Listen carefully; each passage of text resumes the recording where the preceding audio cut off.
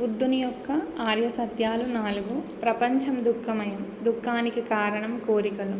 దుఃఖాన్ని జయించాలన్నా కోరికలను జయించాలి. కోరికలను జయించాలన్నా అష్టాంగ మార్గాన్ని పాటించాలని బుద్ధుడు చెప్పాడు. అష్టాంగం అంటే 8. మొదటిది సరైన వాక్కు, సరైన క్రియ, సరైన జ్ఞానం, సరైన దృష్టి, సరైన ఆలోచన, సరైన ధ్యానం, సరైన నిశ్చయం, సరైన శ్రమ. ఇవన్నీ ఉంటేనే మనం కోరికలను జయించగలం. అండ్ ఈ బుద్ధుని యొక్క శిష్యులు త్రిపీఠికలనే 3 పుస్తకాలను రచించారు. వాటిని ఆ 3టిని త్రిపీఠికలు అంటారు. మొదటిది సుత్త పీఠిక, బుద్ధుని యొక్క బోధనల గురించి ఆనందుడు రచించాడు. అండ్ వినయ పీఠిక క్రమశిక్షణ గురించి ఉపాలి రచించాడు. అభిధమ్మ పీఠిక బుద్ధుని తత్వం గురించి చెబుతుంది. అండ్ సుత్త పీఠిక 5 భాగాలుగా విభజించబడింది. 5 దిగ నికయ, మధ్య నికయ, ఇంకా కందక నికయ, అగుంతర నికయ, సంయుక్త నికయ. విహారం అంటే మన బౌద్ధ సన్యాసులు విశ్రాంతి తీసుకునే ప్రదేశం. చైత్యాలంటే ప్రార్థనా మందిరాలు. అండ్ చిహ్నాలు, బుద్ధుని యొక్క 5 చిహ్నాలు ఉంటాయి. మొదటి తామర, ఆయన యొక్క జన్మ మాత్రం తామర.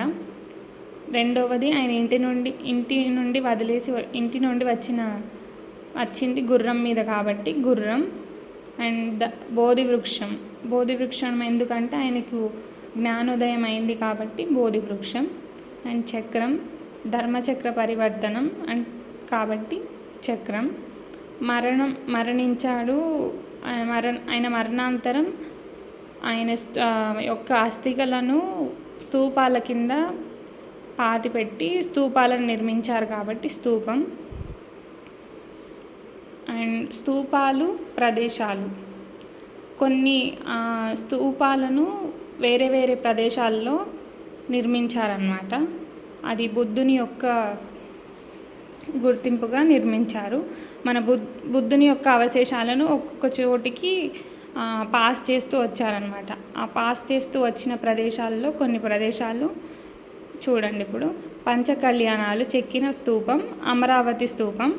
భారతదేశంలో అతి పురాతన స్తూపం ప్రవాహ స్తూపం. అండ్ దక్షిణ భారతంలో అతి పురాతన స్తూపం బట్టిప్రోలులోని గుంటూరులో ఉంది. భారతదేశంలో అతిపెద్ద స్తూపం సాంచి స్తూపం. దక్షిణ భారతదేశంలో అతిపెద్ద స్తూపం నేలకొండపల్లి స్తూపం. ఈ నేలకొండపల్లి అనేది ఖమ్మంలో ఉంది.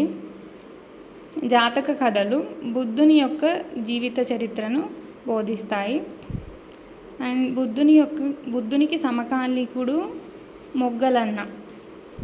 Thank you.